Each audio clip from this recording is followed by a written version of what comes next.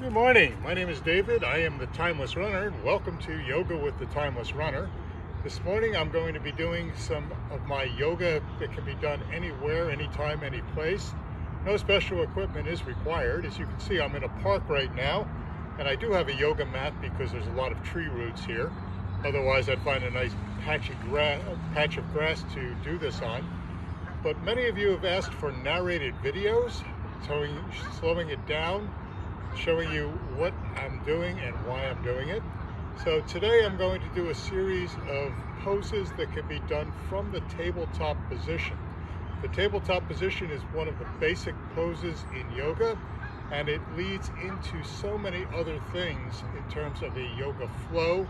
Gives you many options to do different poses from each one of those variations. So the tabletop, if you're not familiar with it, is a basic pose where you are on your hands and knees shoulder apart and flat back.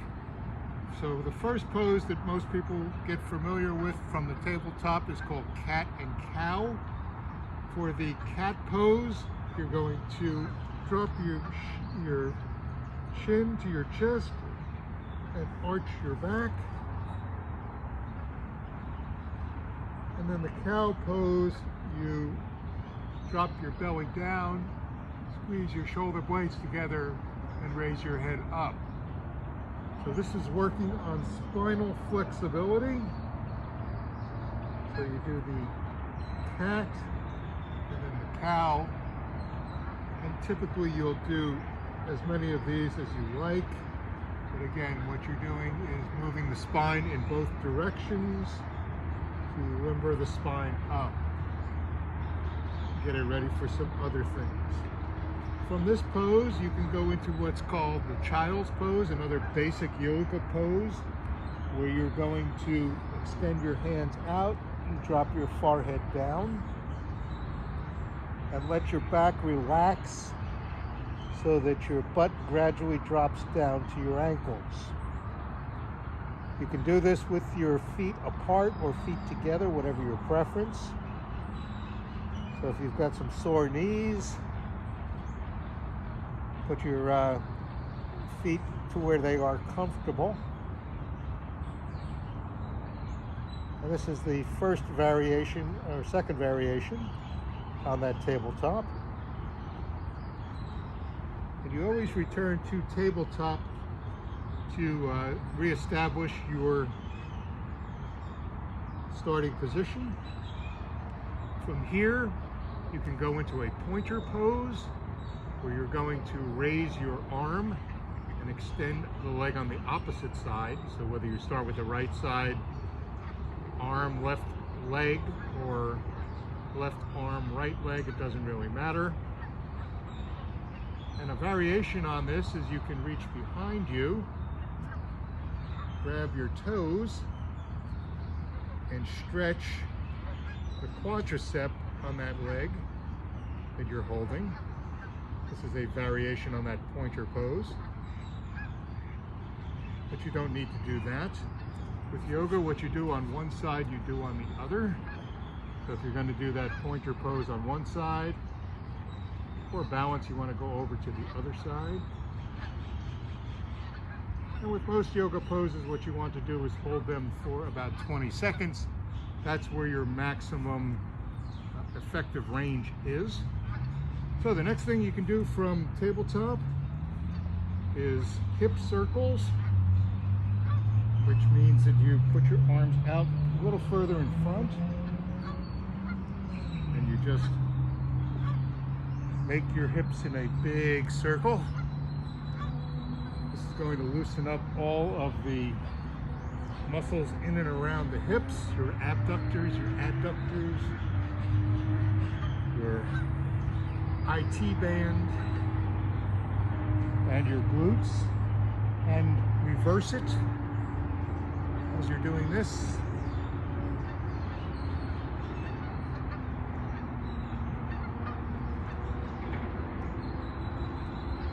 And I usually do 7 to 10 of these in each direction. I have an internal count that I carry, but generally it works out to that 20-second part.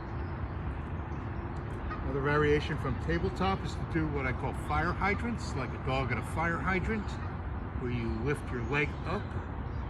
This is going to start to work your IT band and your glutes, stretching those out.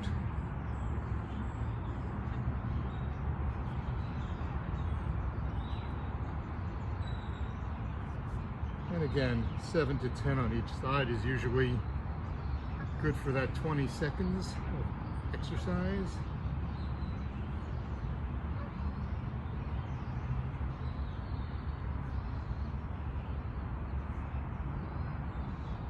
From here, you can also go into a groin stretch simply by picking your foot up, placing your left hand inside your leg, facing forward, and lifting your head up. If you push out with your elbow, you will extend the stretch. You can also raise your arm up. Again, get a lower back stretch doing it this way.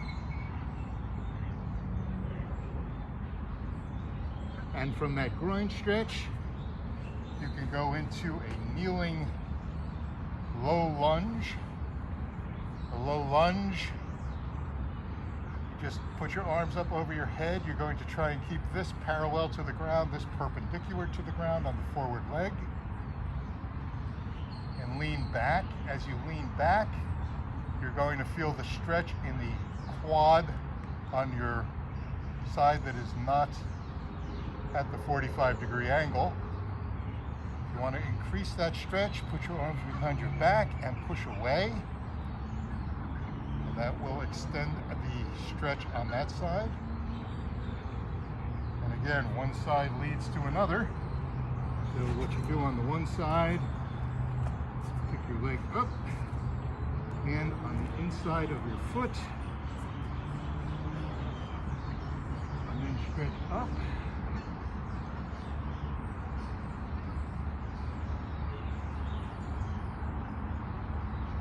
Down, go into that low lunge on this side, hands up above your head, stretching up, reaching up, stretching out the shoulders and the back.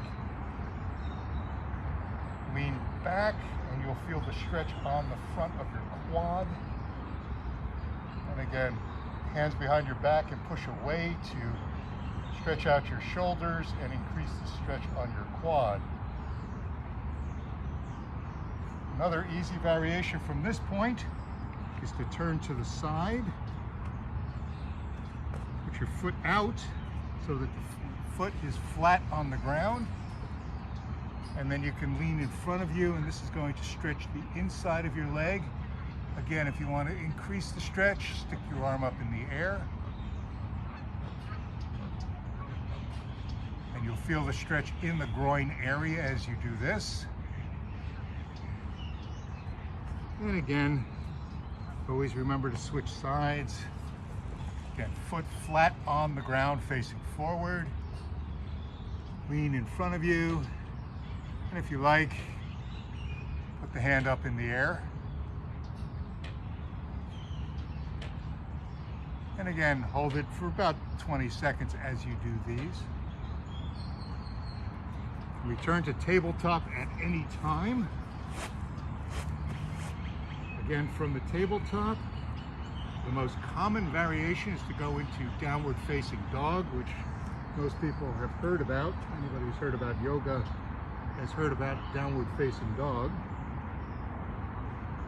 You try and can do walking the dog, which is basically moving your knees forward and back. This is more of a dynamic stretch than a stationary stretch.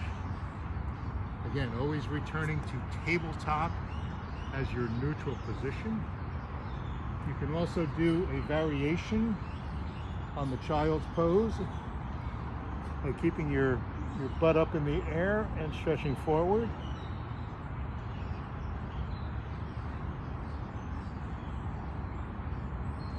And you can go into shoulder and side stretches by tucking your arm underneath your opposite side.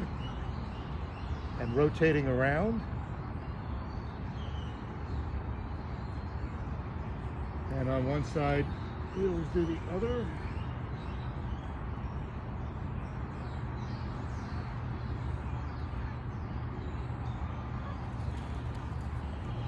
And here we can also go into the cobra poses, which is laying flat on our stomach to start. Hands at our side, lift our shoulders up and hold them.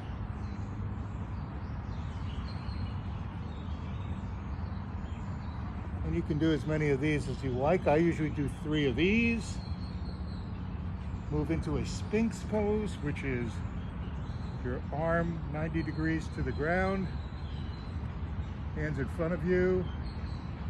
Then put your head down, curve your back to raise up so that you're looking like the Sphinx.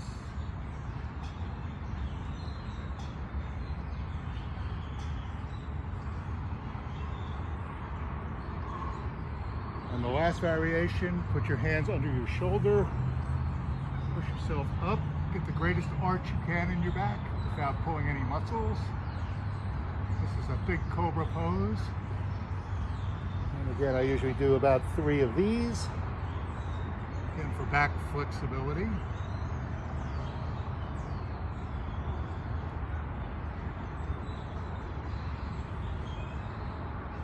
And you return to the tabletop position again.